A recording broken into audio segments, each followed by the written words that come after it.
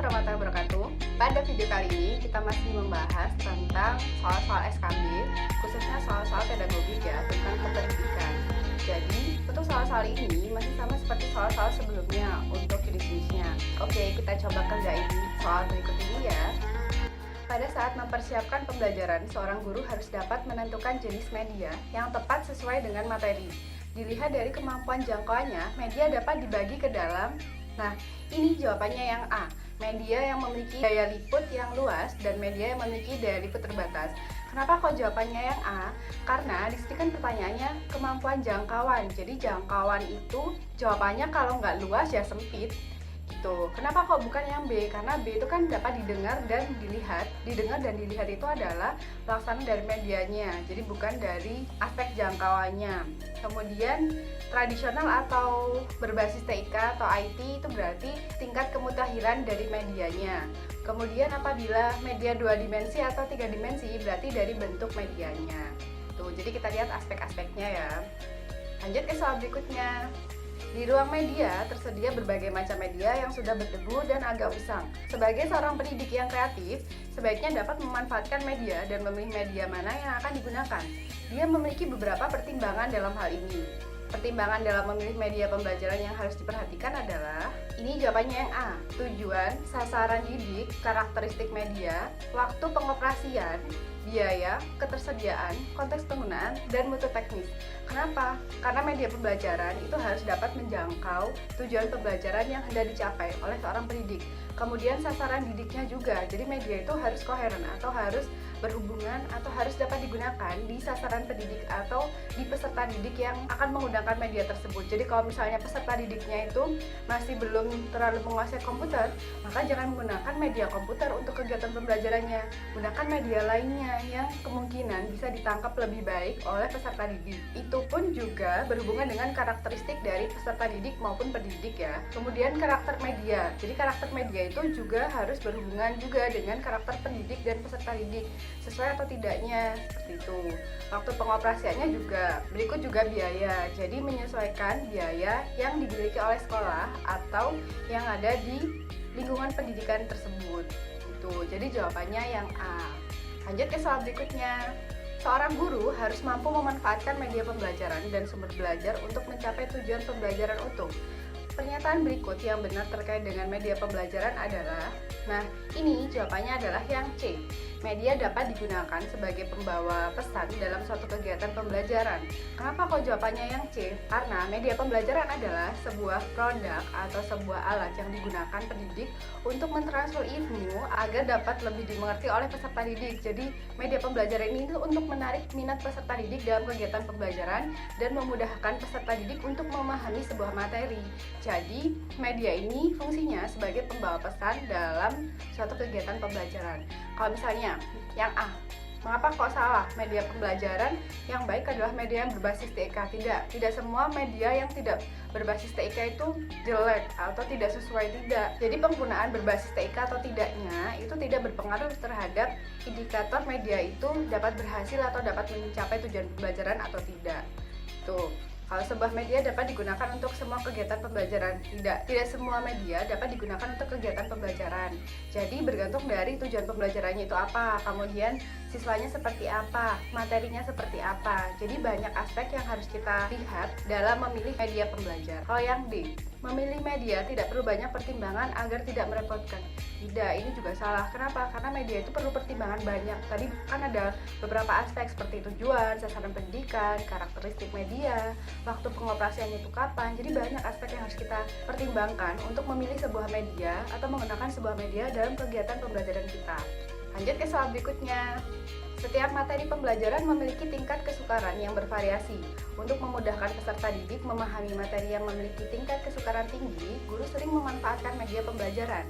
Misalnya, media pembelajaran gambar atau tayangan video yang berisi sistem peredaran darah. Fungsi media pada pernyataan berikut adalah, nah ini jawabannya yang B, membuat konkret konsep yang abstrak. Mengapa seperti itu?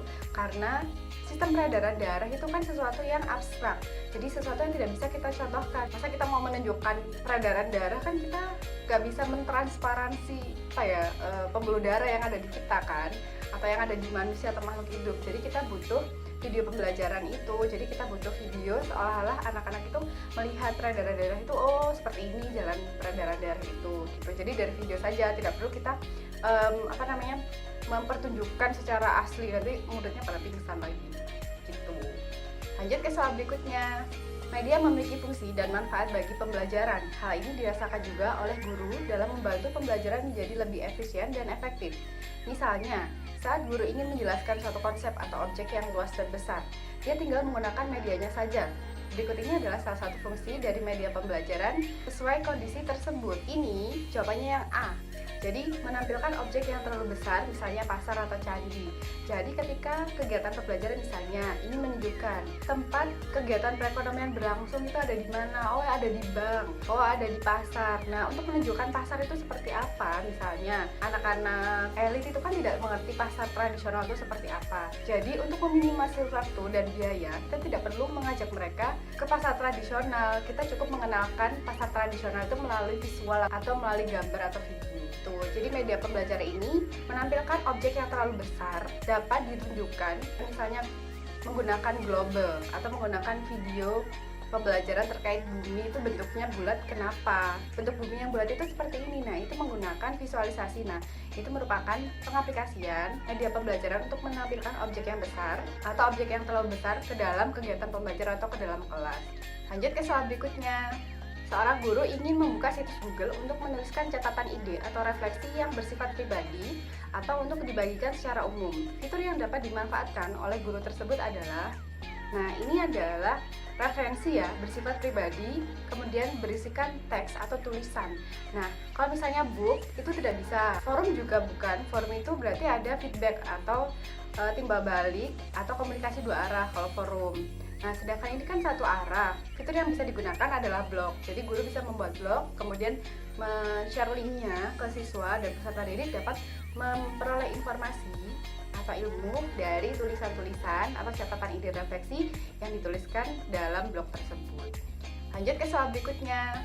Seorang guru sedang bergoogling. Nah, googling ini maksudnya mencari sesuatu ya di Google atau membuka situs Google untuk mencari informasi mengenai pembelajaran berbasis TIK atau teknologi informasi dan komunikasi. Pengertian googling dalam istilah internet tersebut adalah, googling itu adalah melakukan pencarian di situs Google. Nah, berarti ini adalah program untuk menjelajah laman. Kalau misalnya, kenapa kok jawabannya yang bukan A? Kalau misalnya mencari informasi nggak cuma bisa di Google aja kan? Di semua sudut atau di semua tempat kita bisa mencari informasi. Kemudian kalau program desktop publishing, berikut juga program pencipta laman juga. Jadi Google itu tidak menciptakan laman, tapi kita menikmati atau memanfaatkan laman tersebut untuk memperoleh informasi. Lanjut ke soal berikutnya. Seorang guru yang akan mencari informasi tentang suatu topik atau judul dapat menggunakan aplikasi internet yang dikenal dengan istilah mesin pencari atau search engine. Salah satu laman yang berfungsi sebagai mesin pencari adalah, nah ini pasti semua udah pada tahu, Google kan, karena Gmail itu untuk surat elektronik ya, untuk surel. Berikut juga Hotmail itu juga untuk surat elektronik.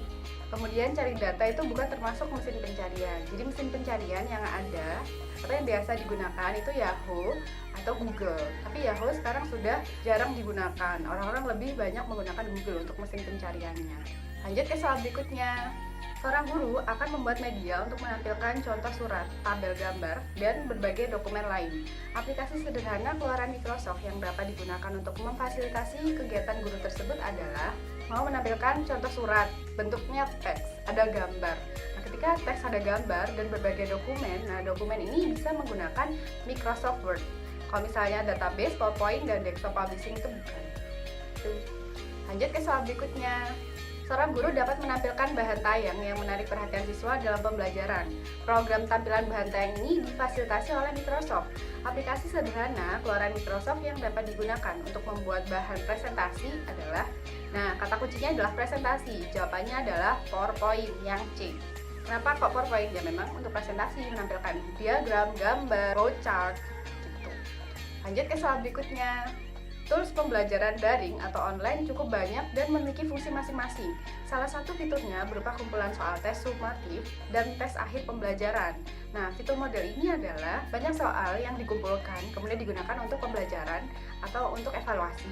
Nah, ini merupakan kuis karena kuis ini merupakan kumpulan dari soal-soal yang digunakan untuk melakukan kegiatan evaluasi atau untuk kegiatan pelatihan terhadap materi ajar yang sudah diajarkan. Bisa juga ini juga digunakan untuk ulangan secara daring, bisa jadi. Seperti contohnya namanya Quizizz. Lanjut ke soal berikutnya. Dalam pembelajaran daring terdapat beberapa unsur atau elemen pembangun pembelajaran elektronik. Unsur berikut yang bukan termasuk unsur pembangun elektronik adalah jawabannya yang B, penata grafis atau desain grafis. Kenapa kok seperti itu? Karena kata kuncinya di sini adalah pembangun elektronik. Jadi yang membangun, unsur pembangunnya itu adalah penataan dari grafis atau desain grafisnya. Kenapa kok tidak penulis konten? Penulis konten itu adalah idenya. Kalau perancang pembelajaran itu adalah kegiatannya. Jadi sistem pembelajaran itu mau digunakan seperti apa? Kalau programmer komputer itu berarti memprogram komputer itu tadi agar bisa digunakan untuk menata grafis atau mendesain grafis. Jadi berbeda ya teman-teman. Lanjut ke soal berikutnya. Dalam mengawali pembelajaran, Pak Ali merumuskan pertanyaan, mengumpulkan data atau informasi dengan berbagai teknik, mengasosiasi, menganalisis, mengolah data atau informasi, dan menarik kesimpulan serta mengkomunikasikan hasil yang terdiri dari kesimpulan untuk memperoleh pengetahuan, keterampilan, dan sikap. Langkah yang dilakukan Pak Ali merupakan bagian dari model pembelajaran. Oke, ini merupakan bentuk pembelajaran saintifik karena Pak Ali ini mengumpulkan informasi atau data. Materi ini tadi diberikan kepada siswa, kemudian siswa diminta untuk menganalisis, untuk memperoleh informasinya, kemudian menarik kesimpulan dari analisis yang telah mereka lakukan tadi. Gitu. Jadi ini merupakan contoh pembelajaran saintifik. Lanjut ke soal berikutnya. Dalam mengawali pembelajarannya, Pak Mamas Nender menyampaikan suatu permasalahan guna menggugah dan menimbulkan kepenasaran para siswanya. Langkah tersebut bertujuan untuk mendorong para siswa agar mau mengembangkan kreativitasnya. Langkah yang dilakukan Pak Mamas Neder ini merupakan bagian dari model pembelajaran. Oke, jadi kata kuncinya adalah Bapak ini membuat sebuah pertanyaan untuk agar siswanya ini penasaran, kemudian siswanya termotivasi, kemudian menarik, menganggap bahwa ini pembelajaran menarik sekali, ikut atau masuk ke dalam pembelajaran tadi. Nah, ini jawabannya yang penemuan. Kenapa kok yang penemuan? Karena Pak Nandar ini kan menimbulkan penasaran atau pertanyaan dari siswa tadi.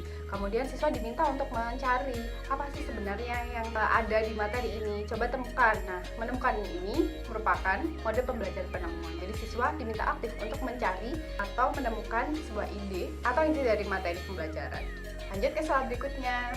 Pak Larso melaksanakan pembelajaran dengan menggunakan masalah sebagai langkah awal dalam mengumpulkan dan mengintegrasikan pengetahuan baru berdasarkan pengalamannya. Dimulai dengan memunculkan pertanyaan penuntun, a golden question, dan membimbing peserta didik berkolaboratif yang mengintegrasikan berbagai subjek atau materi dalam kurikulum. Pembelajaran yang dilakukan oleh Pak Larso merupakan pembelajaran. Nah, ini merupakan pembelajaran project based learning. Kenapa kok project based learning? Karena Pak Larso ini melakukan pembelajarannya pertama diawali dengan pemunculan masalah. Dari masalah yang dimunculkan ini, kemudian Pak Larso mengintegrasikan masalah tadi ke dalam materi atau subjek dari pembelajaran tadi. Nah, ini merupakan dari project based learning. Karena nanti akhirnya Pak Larso ini akan meminta siswanya untuk menentukan, oh ini inti dari pembelajaran kita itu apa sih? Lanjut ke soal berikutnya. Guru Mini melaksanakan pembelajaran yang mengakomodasi semua anggota kelompok mengungkap pendapat, ide, dan tanggapan terhadap skenario secara bebas sehingga dimungkinkan muncul berbagai macam alternatif pendapat. Kegiatan yang dilakukan guru mini tersebut merupakan implementasi model pembelajaran. Pembelajarannya itu sama seperti apa yang dilakukan dengan Pak Larso tadi. Jadi pembelajarannya merupakan pembelajaran problem based learning. Lanjut ke soal berikutnya. Ketika memulai pembelajaran, Budi Wahyu menyodorkan sebuah isu aktual dan membentuk pertanyaan yang memerlukan solusi.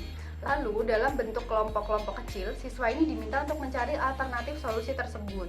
Kegiatan yang dilakukan Budi Wahyu tersebut mengisyaratkan implementasi model pembelajaran. Nah, sama juga kan, intinya yang dilakukan Budi Wahyu ini sama seperti Pak Larso tadi juga. Jadi, model pembelajarannya sama, project based learning. Oke, sekian pembahasan dari soal SKB untuk kali ini. Jangan lupa dalam pengerjaan soal SKB, kita tidak boleh terpaku pada teks. Jadi kita bisa mengambil inti dari teks atau inti dari kutipan yang telah diberikan, kemudian menghubungkan inti dari kutipan atau dari soal tersebut ke dalam pilihan jawaban. Jadi lebih mudah dan bisa mempercepat atau mempersingkat waktu pengerjaan. Gitu. Semoga bermanfaat. Sekian untuk pembahasan video kali ini. Terima kasih sudah menonton. Wassalamualaikum warahmatullahi wabarakatuh.